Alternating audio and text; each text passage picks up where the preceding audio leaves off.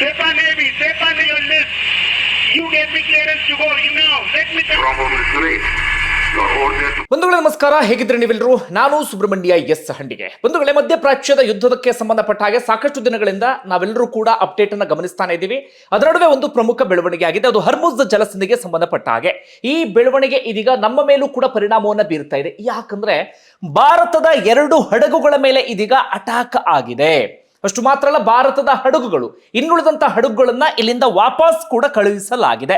ಹೀಗಾಗಿ ಸಹಜವಾಗಿ ಇದೀಗ ಆತಂಕ ಜಾಸ್ತಿ ಆಗ್ತಿದೆ. ಯಾಕೆ? ನಮ್ಮಲ್ಲಿ ಈಗಾಗಲೇ ಗ್ಯಾಸ್ ಸಿಲಿಂಡರ್ ಸಮಸ್ಯೆ ಇದೆ. ಯುದ್ಧದ ತೀವ್ರತೆ ಜಾಸ್ತಿ ಆಯಿತು ಅಂದ್ರೆ ಪೆಟ್ರೋಲ್ ಡೀಸೆಲ್ ಬಗ್ಗೆಯೂ ಕೂಡ ಆತಂಕ ಶುರುವಾಗಿದೆ. ಇಲ್ಲಿ ಆಗುವಂತಹ ಸಮಸ್ಯೆ ಇದೆಯಲ್ಲ, ಅದು ನಮ್ಮ ದೇಶದ ಮೇಲೆ ನೇರವಾದಂತಹ ಪರಿಣಾಮ ಬೀರುತ್ತೆ.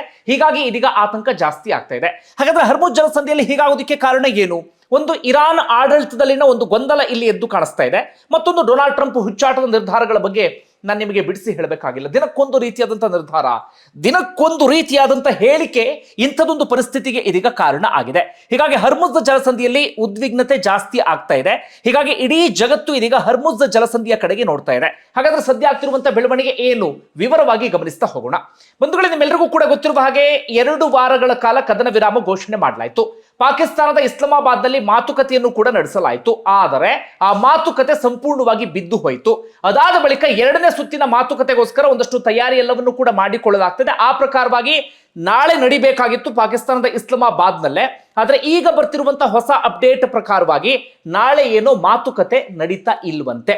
ಇನ್ನೊಂದು ಕಡೆಯಿಂದ ಈ ಹರ್ಮುಜ್ ಜಲಸಂಧಿಯ ವಿಚಾರಕ್ಕೆ ಬರೋದಾದ್ರೆ, ಇಸ್ರೇಲ್ ಲೆಬನಾನ್ ಮೇಲೆ ದಾಳಿಯನ್ನ ಮುಂದುವರಿಸ್ತಾನೆ ಇತ್ತು. ಆ ಕಾರಣಕ್ಕಾಗಿ ಇರಾನ್ ಹೇಳಿತ್ತು, ಲೆಬನಾನ್ ಮೇಲೆ ದಾಳಿ ಮುಂದುವರಿಯುವ ಅಂದ್ರೆ ನಿಲ್ಲುವವರೆಗೂ ಕೂಡ ನಾವು ಹರ್ಮುಜ್ ಜಲಸಂಧಿಯನ್ನ ಓಪನ್ ಮಾಡೋದಿಲ್ಲ ಎನ್ನುವಂತ ರೀತಿಯಲ್ಲಿ. ಆದ್ರೆ ಅದಾದ ಬಳಿಕ ಆದಂತ ಒಂದು ದಿಢೀರ್ ಬೆಳವಣಿಗೆ ಏನಪ್ಪಾ ಅಂದ್ರೆ, ಇಸ್ರೇಲ್ ಮತ್ತು ಲೆಬನಾನ್ ನಡುವೆ ಮಾತುಕತೆ ಆಯಿತು. ಅಲ್ಲೂ ಕೂಡ ಒಂದು ರೀತಿಯಲ್ಲಿ ಶಾಂತಿ ಒಪ್ಪಂದಕ್ಕೆ ಬರಲಾಯಿತು. ಲೆಬನಾನ್ ಮೇಲೆ ಇಸ್ರೇಲ್ ದಾಳಿಯನ್ನ ನಿಲ್ಲಿಸ್ತು. ದಾಳಿಯನ್ನ ನಿಲ್ಲಿಸ್ತಾ ಇದ್ದ ಹಾಗೆ ಇರಾನ್ ಏನ್ ಮಾಡುತ್ತೆ ಅಂದ್ರೆ, ಅಲ್ಲಿನ ವಿದೇಶಾಂಗ ಸಚಿವರು ಒಂದು ಘೋಷಣೆಯನ್ನ ಮಾಡ್ತಾರೆ. ಹರ್ಮುಜ್ ಜಲಸಂಧಿಯನ್ನ ನಾವು ಓಪನ್ ಮಾಡಿದ್ದೇವೆ ಎನ್ನುವಂತ ರೀತಿಯಲ್ಲಿ ಇಡೀ ಜಗತ್ತು ನಿಟ್ಟುಸಿರು ಬಿಡ್ತು. ಇಡೀ ಜಗತ್ತಿಗೆ ಒಂದು ರೀತಿಯಲ್ಲಿ ನಿರಾಳ ಎನ್ನುವ ರೀತಿಯಲ್ಲಿ ಆಯಿತು. ಅದಾದ ಬಳಿಕ ಆದಂತ ಬೆಳವಣಿಗೆ ಏನು ಅನ್ನೋದನ್ನ ನೀಟಾಗಿ ವಿವರಿಸ್ತಾ ಹೋಗ್ತೀನಿ ನೋಡಿ. ಬಂಧುಗಳೇ, ಹರ್ಮುಜ್ ಜಲಸಂಧಿಯ ಬಗ್ಗೆ ನಿಮ್ಮೆಲ್ಲರಿಗೂ ಕೂಡ ಗೊತ್ತಾ ಇದೆ. ಹಿಂದಿನ ಸಾಕಷ್ಟು ವಿಡಿಯೋಗಳಲ್ಲಿ ಎಕ್ಸ್ಪ್ಲೇನ್ ಮಾಡಿದ್ದೇನೆ. ಭಾರತ ಇದ್ರ ಮೇಲೆ ಸಾಕಷ್ಟು ಡಿಪೆಂಡ್ ಆಗಿದೆ. ನಾವು 60 to 70% ಕಚ್ಚಾ ತೈಲನ ಖರೀದಿ ಮಾಡೋದು ಅಥವಾ ಕಚ್ಚಾ ತೈಲವನ್ನು ತರಿಸಿಕೊಳ್ಳೋದು ಇದೇ ಹರ್ಮುಜ್ ಜಲಸಂಧಿಯ ಮೂಲಕ. ಇಡೀ ಜಗತ್ತಿನ ಸಾಕಷ್ಟು ದೇಶಗಳು ಕೂಡ ಇದರ ಮೇಲೆ ಬಹಳ ದೊಡ್ಡ ಮಟ್ಟಿಗೆ ಡಿಪೆಂಡ್ ಆಗಿದ್ದಾವೆ. ನಾವು ಈ ಮ್ಯಾಪ್ ಅನ್ನ ಗಮನಿಸೋದಾದ್ರೆ, ಮೇಲ್ಗಡೆ ನಿಮಗೆ ಇರಾನ್ ಬರುತ್ತೆ, ಕೆಳಗಡೆ ನಿಮಗೆ ಓಮನ್ ಇದೆ, ಈ ಕಡೆ UAE ಇದೆ, ಈ ಕಡೆ ಸೌದಿ ಅರೇಬಿಯಾ, ಕತಾರು, ಬಹರೇನು, ಕುವೈತು, ಮೇಲ್ಗಡೆ ಹೋದ್ರೆ ಇರಾಕ್, ಟರ್ಕಿ, ಸಿರಿಯಾ, ಈ ರೀತಿಯ ದೇಶಗಳೆಲ್ಲವೂ ಕೂಡ ಇದೆ. ನಿಮಗೆ ಇಲ್ಲಿ ಹೋದ್ರೆ ಪಾಕಿಸ್ತಾನ, ಸ್ವಲ್ಪ ದೂರ ಹೋದ್ರೆ ನಿಮಗೆ ಭಾರತ ಬರುತ್ತೆ. ಇದು ಮ್ಯಾಪ್ ನಿಮಗೆ ಅರ್ಥ ಆಯ್ತು. ಈ ಕೊಲ್ಲಿ ರಾಷ್ಟ್ರಗಳು ಏನಿದ್ದಾವೆ, ಗಲ್ಫ್ ರಾಷ್ಟ್ರಗಳು, ಹಾಗೆ ಮಧ್ಯಪ್ರಾಚ್ಯ ರಾಷ್ಟ್ರಗಳು ಏನಿದ್ದಾವೆ, ಇಲ್ಲಿ ತೈಲ ವಿಪರೀತವಾಗಿ ಉತ್ಪಾದನೆ ಆಗುತ್ತೆ. ಈ ತೈಲವನ್ನ ತುಂಬಿಸಿಕೊಂಡು ಹಡಗುಗಳು ಇಲ್ಲಿಂದ ಹೀಗೆ ಬರ್ತವೆ. ಹೀಗೆ ಬರುವಂತ ಕೊಲ್ಲಿ ಸಮುದ್ರದಲ್ಲಿ ಹೀಗೆ ಬರುವಂತ ಹಡಗುಗಳು ಈ ಹರ್ಮುಜ್ ಜಲಸಂಧಿಯ ಬಳಿ ಬರಬೇಕಾಗತ್ತೆ. ಅಂದ್ರೆ ಇಲ್ಲೊಂದು ಸಣ್ಣದಾಗಿರುವಂತ ಜಲಸಂಧಿ, ಅಂದ್ರೆ ಒಂದು ದೊಡ್ಡ ಹೈವೇ ಇರುತ್ತೆ ಅಂತ ಇಟ್ಕೊಳ್ಳಿ, ಮಧ್ಯದಲ್ಲಿ ಆ ಹೈವೇ ಸಣ್ಣದಾಗಿರುತ್ತೆ ಅಂತ ಇಟ್ಕೊಳ್ಳಿ, ಮತ್ತೆ ದೊಡ್ಡದಾಗತ್ತೆ. ಅಂದ್ರೆ ಆ ಸಣ್ಣದಾಗಿರುತ್ತಲ್ಲ, ಅದು ನಾವು ಜಲಸಂಧಿ ಅಂತ ಹೇಳಿ ಇಲ್ಲಿ ಕರಿತಾ ಇದ್ದೀವಿ, ಒಂದು ಸಂಧಿ ಅಂತ ಹೇಳಿ. ಆ ರೀತಿಯಾದಂತ ಒಂದು ಸಂಧಿ ಇದೆ. ಹೆಚ್ಚು ಕಡಿಮೆ ಒಂದು 33 ಕಿಲೋಮೀಟರ್ ಅಗಲ ಇರುವಂತಹ ಸಂಧಿ. ಪಕ್ಕದಲ್ಲೇ ಇರಾನ್ ಇರುವಂತ ಕಾರಣಕ್ಕಾಗಿ ಇರಾನ್ ಏನ್ ಮಾಡ್ತು ಅಂದ್ರೆ, ಯುದ್ಧದ ಸಂದರ್ಭದಲ್ಲಿ ಇದನ್ನ ಚೋಕ್ ಪಾಯಿಂಟ್ ಆಗಿ ಬಳಸಿಕೊಳ್ತು. ಅಂದರೆ ಇದನ್ನ ಕಂಪ್ಲೀಟ್ ಆಗಿ ತನ್ನ ಕಂಟ್ರೋಲ್ಗೆ ತೆಗೆದುಕೊಳ್ಳುವಂತ ಪ್ರಯತ್ನವನ್ನ ಇರಾನ್ ಮಾಡ್ತು. ಅದು ನಿಮ್ಮೆಲ್ಲರಿಗೂ ಕೂಡ ಈಗಾಗಲೇ ಗೊತ್ತಿರುವಂತಹ ವಿಚಾರ. ಹೀಗಾಗಿ ಇಡೀ ಜಗತ್ತು ತೈಲ ತಲ್ಲಣವನ್ನ ಎದುರಿಸುವಂತ ಪರಿಸ್ಥಿತಿ ಸೃಷ್ಟಿಯಾಯ್ತಾ? ಇವೆಲ್ಲವೂ ಕೂಡ ಹಿಂದಿನ ವಿಚಾರ. ಈಗ ಆದಂತ ಬೆಳವಣಿಗೆ ಏನು? ಅಲ್ಲಿನ ವಿದೇಶಾಂಗ ಸಚಿವರು ಶುಕ್ರವಾರ ಸಂಜೆಯ ಸುಮಾರಿಗೆ ಘೋಷಣೆ ಮಾಡ್ತಾರೆ, ಲೆಬನಾನ್ ಮೇಲೆ ಇಸ್ರೇಲ್ ದಾಳಿಯನ್ನ ನಿಲ್ಲಿಸಿದಂತ ಕಾರಣಕ್ಕಾಗಿ ನಾವು ಇದನ್ನ ಓಪನ್ ಮಾಡ್ತಾ ಇದ್ದೇವೆ ಎನ್ನುವಂತ ರೀತಿಯಲ್ಲಿ. ಎಲ್ರಿಗೂ ಖುಷಿ, ನಮಗೂ ಖುಷಿ ಆಯ್ತು. ಅಪ್ಪ, ಇನ್ನೇನು ಸಮಸ್ಯೆ ಇಲ್ಲ, ಇನ್ನು ಆರಾಮಾಗಿ ಬುಕ್ ಮಾಡಿದ ಸಮಯಕ್ಕೆ ನಮಗೆ ಗ್ಯಾಸ್ ಸಿಲಿಂಡರ್ ಸಿಗುತ್ತೆ, ಆಟೋದವರಿಗೂ ಸಿಗುತ್ತೆ, ಹಾಗೆ ಹೋಟೆಲ್ಗಳಿಗೂ ಸಿಗುತ್ತೆ. ಎಲ್ಲವೂ ಕೂಡ ಪರಿಸ್ಥಿತಿ ಒಂದು ಇದಕ್ಕೆ ಬಂತು. ಇಲ್ಲ ಅಂತಾಗಿದ್ರೆ ಪರಿಸ್ಥಿತಿ ಇನ್ನು ತೀವ್ರ ಆಗ್ತಾ ಇತ್ತು. ಓಕೆ, ಆರಾಮಾಗಿ ನಾವು ಇರಬಹುದು ಎನ್ನುವ ರೀತಿಯಲ್ಲಿ ಪ್ರತಿಯೊಬ್ಬರು ಕೂಡ ಯೋಚನೆ ಮಾಡಿದ್ರು. ಇಡೀ ಜಗತ್ತು ಕೂಡ ಆ ಕ್ಷಣಕ್ಕೆ ನಿಟ್ಟುಸಿರನ್ನ ಬಿಡ್ತು. ಇದು ಇರಾನ್ನ ವಿದೇಶಾಂಗ ಸಚಿವರ ಘೋಷಣೆ. ಯಾವಾಗ? ಶುಕ್ರವಾರ ಸಂಜೆಯ ಸುಮಾರಿಗೆ. ಆದ್ರೆ ಶನಿವಾರ ಬೆಳಿಗ್ಗೆ ಆಗೋ ಟೈಮಿಗೆ ಮತ್ತೆ ಉಲ್ಟಾ ಆಗಿಬಿಡ್ತು. ಏನು? IRGC ಹೇಳುತ್ತೆ, ಇಲ್ಲ ನಾವು ಮತ್ತೊಮ್ಮೆ ಹರ್ಮುಜ್ ಜಲಸಂಧಿಯನ್ನ ಕ್ಲೋಸ್ ಮಾಡ್ತಾ ಇದ್ದೀವಿ, ಯಾರಾದ್ರೂ ದಾಟೋದಿಕ್ಕೆ ಪ್ರಯತ್ನವನ್ನ ಪಟ್ರೆ ನಿಮ್ಮ ಮೇಲೆ ದಾಳಿಯನ್ನ ಮಾಡ್ತೀವಿ, ಅಲ್ಲಿ ಯಾರೇ ದಾಟಿದ್ರು ಕೂಡ ನಾವು ಅವರನ್ನ ಶತ್ರುಗಳು ಅಂತ ಪರಿಗಣಿಸ್ತೀವಿ ಅಂತ ಹೇಳಿ. ಅದಕ್ಕೆ ಕಾರಣ ಏನು? ಮತ್ತೊಮ್ಮೆ ಅದಕ್ಕೆ ಕಾರಣ ಅಮೇರಿಕ. ಯಾಕೆ?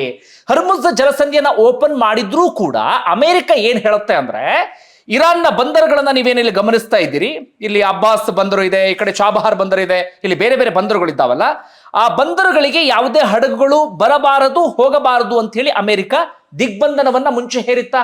ನಿಮ್ಮೆಲ್ಲರಿಗೂ ಕೂಡ ಗೊತ್ತಾ ಇದೆ. ಅಮೆರಿಕದ ಯುದ್ಧ ನೌಕೆಗಳೆಲ್ಲವೂ ಕೂಡ ಇಲ್ಲಿ ಬಂದು ನಿಂತ್ಕೊಂಡಿದ್ದ, ಒಂದು 15 ಯುದ್ಧ ನೌಕೆಗಳು ಇಲ್ಲಿ ಹರ್ಮುಜ್ ಜಲಸಂಧಿಯಿಂದ ಒಂದಷ್ಟು ಕಿಲೋಮೀಟರ್ ದೂರದಲ್ಲಿ ಈ ಗಲ್ಫ್ ಈ ಓಮನ್ ಕೊಲ್ಲಿಯಲ್ಲಿ ಬಂದು ನಿಂತ್ಕೊಂಡಿದ್ದಾವೆ. ಹಾಗೆ ಈ ಕಡೆಯೂ ಕೂಡ ಬಂದು ನಿಂತ್ಕೊಂಡಿದ್ದಾವೆ.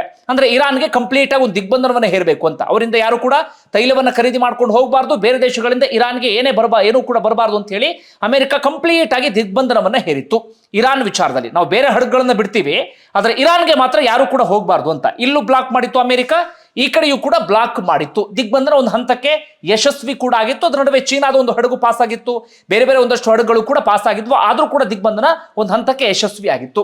ಅದು ಕೂಡ ಹಳೆಯ ಕಥೆಯ.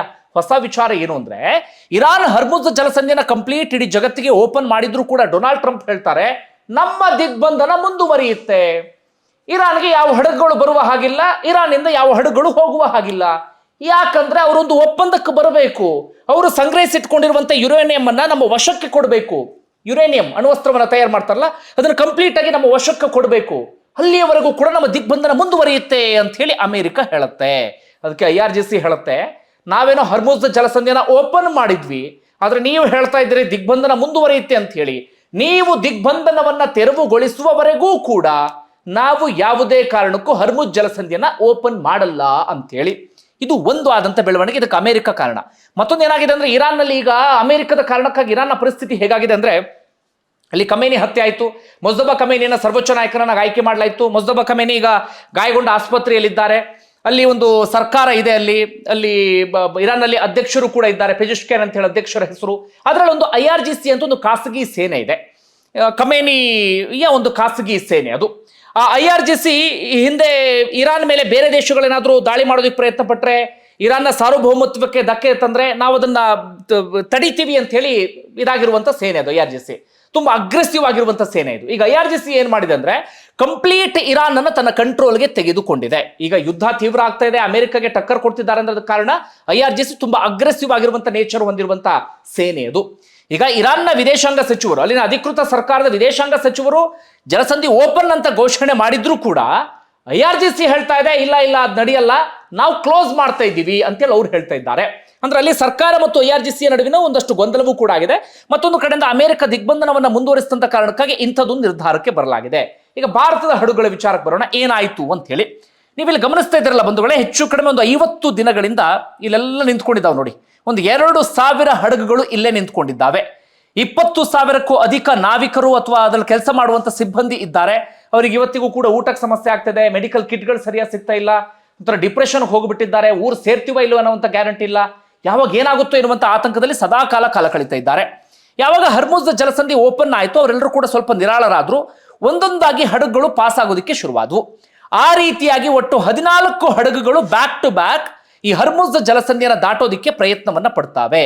ಅದೇ ರೀತಿಯಾಗಿ ಭಾರತದ 7 ಹಡಗುಗಳು ಇದನ್ನ ದಾಟೋದಿಕ್ಕೆ ಪ್ರಯತ್ನವನ್ನ ಪಡ್ತಾವೆ. ಭಾರತ ಫ್ಲಾಗ್ ಅನ್ನ ಗಮನಿಸ್ತಾ ಇದ್ದೀರಲ್ಲ, ಈ ರೀತಿಯಾಗಿ ಭಾರತದ ಫ್ಲಾಗ್ ಅನ್ನ ಹಾಕಿಕೊಂಡಂತ 7 ಹಡಗುಗಳು ಇಲ್ಲಿ ದಾಟೋದಿಕ್ಕೆ ಪ್ರಯತ್ನವನ್ನ ಪಡ್ತಾವೆ.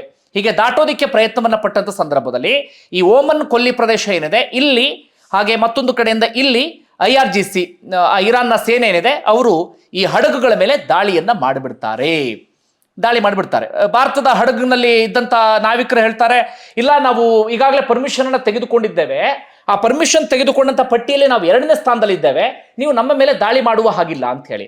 ಅದಕ್ಕೆ IRGC ಹೇಳುತ್ತೆ, ಇಲ್ಲ ನಾವು ದಾಳಿಯನ್ನ ಮಾಡ್ತೀವಿ, ನೀವು ತಕ್ಷಣವೇ ವಾಪಸ್ ಹೋಗಬೇಕು ಅಂತ ಹೇಳಿ. ಅದೇ ಸಂದರ್ಭದಲ್ಲಿ ಭಾರತದ 2 ಹಡಗುಗಳ ಮೇಲೆ ದಾಳಿ ಆಗಿದೆ.